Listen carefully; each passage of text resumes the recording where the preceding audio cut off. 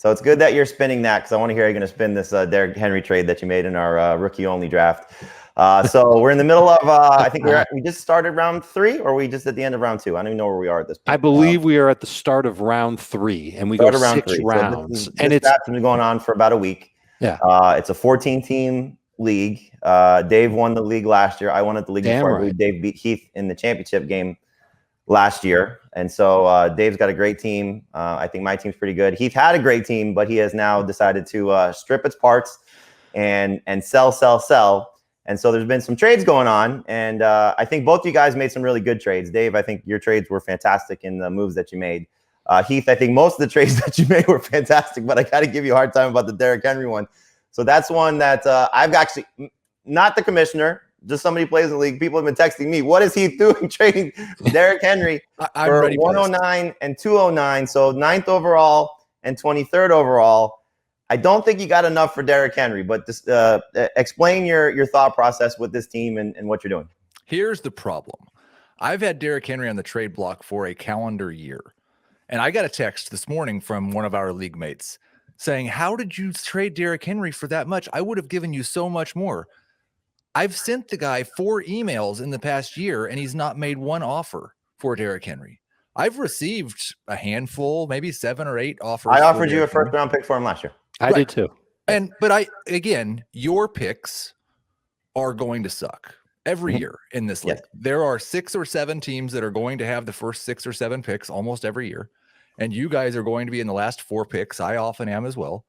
And in a 14-team league, pick 11 through 14 is not exciting. Now, pick 9 is not exciting. What changed the math this year, and it worked out so well, was that DeVonta Smith, who I go back and forth whether he's my number 4, my number 5, or my number 6 favorite player in this class, was still available at 1.9. I would not have, before the draft, traded Derrick Henry for this package. No way, no how. I still didn't really love it, but you said I had a great team. I didn't have a great team. I snuck into the playoffs last year with a losing record and then won my way into the championship game. And it was a team that was built around Derrick Henry, Melvin Gordon as my starting running backs. I had Myles Gaskin, who also did not draw a lot of appeal until I was able to trade him later in the draft. I really was afraid that I had a roster that a year from now, Derrick Henry finally has his first big injury, and I don't have really any tradable assets. Right. So I tore the whole thing down. I don't think I got enough for Derrick Henry. I got the most that I could. I think if you're trading, the only thing that I would disagree with is you needed to get, I think, if not a first-round pick next year, a second-round pick thrown into it next year as well. Like something to help you next year. Because, so a 1, a 2, and another 2? Yeah. Or if not a 1 and a 1. Because like, I'll just give you an example. I was having a conversation with another manager about a running back in the same range with Nick. It was Nick Chubb. So you guys figure out who it was. And he was asking in return 2 firsts. And I was like, I didn't want to part with 2 firsts personally at the time. But it was something that I was considering. I think if you're going to trade one of these caliber players, and Henry's in that conversation, caliber players, superstar caliber players. And if you're in a rebuild mode, I think you got to get something close to a top 20 overall pick next year, if not in the top 10. Sure. But to Heath's point, what if he's been trying to do that for the longest time and just no one's biting because everybody figures what Heath's figuring, which is Derrick Henry ain't going to do this forever. Eventually, he's going to take on an injury and he's going to be gone. Or the Titans will change their philosophy. It might not be for 2 more years or something like that. But Heath's perspective really changes the dynamic here. It appears that it was the same perspective you guys had, because you guys neither one offered 2 firsts for Derrick Henry. I think that's true. And again, I'll only speak for myself. It's looking at the long term versus the short term, and my team is very much ready to win now. Derrick Henry, I think, puts it over the top, but did I want to sacrifice next year's draft capital on top of that? So it is a tough spot. And the reason I wanted to bring this up is just trading in general when you are in a rebuild mode. Do you need to get more first round capital next year? Like Dave, you went through this, I think 2 years ago. Yeah. And you got a lot of first round capital. Right. What Heath was saying about Derrick Henry and trying to hurry up and trade him before he goes bad, it was giving me flashbacks to when I had Le'Veon Bell. And it was before Le'Veon Bell turned into a pile of poo And now, like, I don't even know if he's rostered in this Dynasty League. He still might be to the team I traded him for, but I traded Bell in a package to get a 1. And then I traded somebody else to get a 1. I had 3 first-round picks last year. And it made all the difference in the world. Yeah, I won the championship right after that. So combination of just getting lucky with a couple of other picks in my prior 2 years of drafting, really working hard on the waiver wire. And then, I think the first-round picks last year were Cam Akers, Joe Burrow, and CeeDee Lamb. Yeah, one of those was yours, obviously. Yes, the first one was mine. I had a 4th pick. So, like, that to me is how you go about a rebuild. Like Heath, I think right now you just have your own first-round pick, right? Right. And no other tradable assets unless you're parting with Patrick Mahomes. No, but to get a first-round pick back. I did not get just DeVonta Smith either. I used that 2.9 to move back up. No, I'm going to get to your other trades, but you and like I said, I think your other trades are fantastic. This one is it's questionable. It's not bad. It's just questionable of the return for Derrick Henry. So the other trades that you made, you traded Myles Gaskin for a first, which I think is a steal. I don't know Myles Gaskin is worth a first. Yeah, that was crazy. Yep. You offered me the same deal, and I was picking an 11, and I said no. Your other trade, you gave up Melvin Gordon for 16th overall. Another great trade. Had Melvin Gordon still been on your team and I was up at 25, I would have probably offered 25 for Melvin Gordon at that point, but 16 overall, great trade. And then you traded T.Y. Hilton, Hunter Henry, and 23rd overall, which is part of the package that you got for Derrick Henry, for 15th overall. So you got 2 picks in the top 15. And so the receivers that you came out with, and they were all receivers, you came out with DeVonta Smith, Rondale Moore, and Elijah Moore, correct? And Kadarius Toney. So those are your 4 picks essentially for Derrick Henry and all the things that you've done to trade. So you have a good receiving core going into next year, presumably, if all these guys do hit, and DeVonta Smith at number 9 is a steal. If all these guys hit, Heath's going to win the league soon. I think your goal is to have 2 of them really hit. 2 of them top 15 would be great. Mm-hmm. Yeah. And then Dave, your trades, just bring in what you did as well. You made a couple of moves. Is this just during the draft or anything before the draft? Because both trades that you made involving rookie picks and the moves that you made. So you gave up Chris Carson, Carson Wentz, N'Keal Harry, and Tyron Johnson, plus your round 2 16th overall pick, which ended up going to Heath. You gave up round 4, which is 56 overall, and round 5, 70th overall, and you got back DeAndre Hopkins, Eric Kendricks. This is an IDP league as well, and the 45th overall pick in the 4th round. So you basically gave up Chris Carson, Carson Wentz, and some draft capital to get DeAndre Hopkins. Right, and the best draft capital there was 16th overall, so 202 in the draft. I'm whenever you guys don't know this, I'll tell you this. I do a lot of work before our draft in this league. I've got a whole spreadsheet laid out. I mock it. I make a list of what are my goals? What do I really need to improve? And I just won the championship, so it's not like my team needed a lot of things. But I wanted to get a building block at wide receiver, and I wanted to get a young running back. I think I'm going to get at least one young running back every single rookie-only draft that I'm in. It's the reason why I took Akers last year instead of Judy with CeeDee Lamb to load up on wide receivers last year. Yes, at one point, Jerry Judy was somebody that we actually wanted to draft. And the manager that had DeAndre Hopkins wanted to move him. And he came to me, and I put together a package. He really needed a running back. And, I talked about having the fear of not getting good value for Le'Veon once upon a time. I was getting decent value here for Chris Carson, who honestly could be a role player by the second half of this coming season. And I love Chris Carson, but I was able to get some pretty good value for him. Hopkins is 29. I think he can still play well for at least 3 more seasons.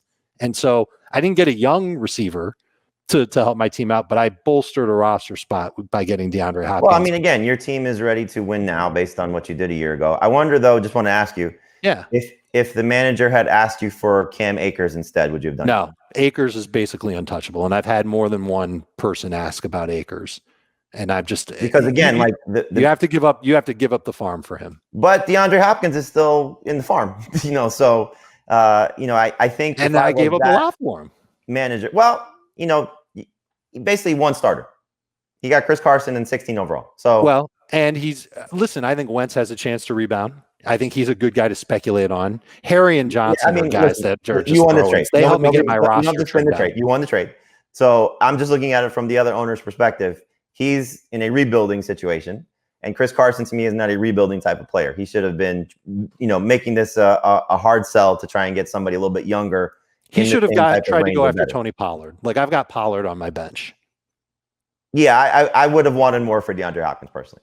Yeah. Your second trade that you made, you said you want to get a young running back, so you traded Gabriel Davis, your 14th overall pick in round 1, and round 4, 45th overall to get to number 10, and you got a round 6 pick in return, and you got Michael Carter with that pick.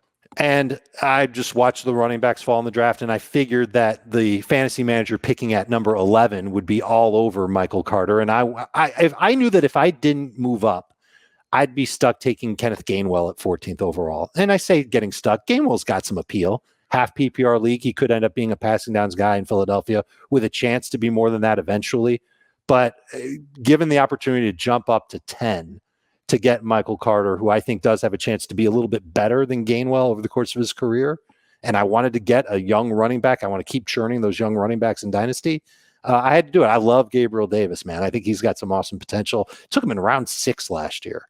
And so the way I put it in my head, because I didn't like getting rid of Davis, was, all right, a 6th round pick last year to move up 4 spots, piece of cake. Let's just do it. And so I did it, and I got Carter. It's a good trade. It's a good trade. I was hoping Carter would slip.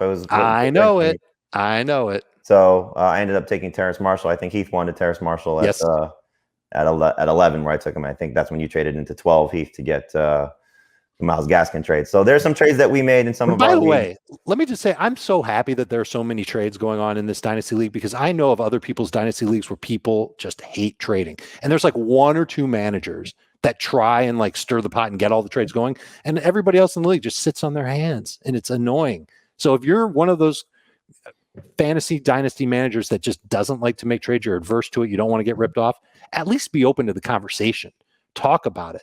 Write it out at some point when you get an offer that goes, hey, maybe I'll take this. But be open to trading. And that goes for everybody in redraft too. So just to wrap up our little trade conversation here, there's another trade that I think will probably be announced at some point in our Dynasty League. It's a pretty big one that was agreed to in principle via text.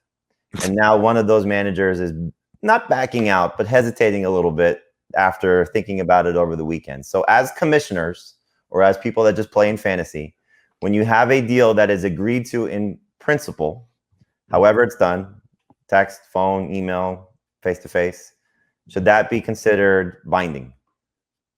No. Yeah, like it's not.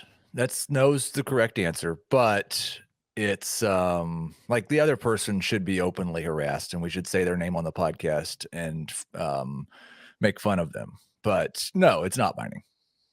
But when they're 2 friends, it's obviously something. It's getting very contentious, I can tell you. Oh, I bet. I posted a poll on this. 2 people agree to a trade via text in the fantasy league. Is that agreement official? So far, out of 5,600 votes, and this is less than an hour already, so everybody's a little interested in this one. So 49% say yes, 43.4% say 49.4% say yes, 43.4% say no, 7.2% see results. So be interesting to see how this one comes out. But it's a text chain with 3 other people. 2 of them are fighting. The 4th one is I'm just sitting back and watching them. Right, but the other one's probably stirring the pot. Oh well, no. Are you guys really fighting over a fantasy trade? Are you really that childish? And it's interesting. I'm sure. Yeah, a lot I can of name the people now. Yeah, me too. I did another Twitter. There we go. I have, because we had this same discussion. I think we're going to have a problem in this league. So I just got one more thing about the league, because it was a hot button issue as I was making these trades and tearing my team down. As you mentioned, Jamie, I do have Patrick Mahomes. And what I had asked was basically, do I have to start Patrick Mahomes if I have another quarterback who is active and playing? And Dave asked this question in this very same league, I think 2 years ago. And I'm the commissioner. Yep. And it asked me, what is the rule about lineup? Do I have to start my best player? Do I have to start an active player? And my rule as a commissioner has always been, you must start a player who is active for their game, not on a bye, not on injured reserve. You must start active players, but I'm not going to tell you who the best player in your team is or who you have to start. Now it's obvious, a little more obvious with Patrick Mahomes and a crappy backup quarterback. Are people going to get mad at me for not starting Patrick Mahomes this year? I think what you're going to run into is whenever someone's playing you, they're not going to be upset. The 12 other people in the league are going to look at that and say, what is he doing? Especially as it gets later in the season and you're either helping or hurting somebody from getting into the playoffs by maybe playing Patrick Mahomes or not. I'm going to go out on a limb and say you have the worst roster right now in the league. That's what I'm going for. I don't want to tank and then end up with a 5th pick. Right.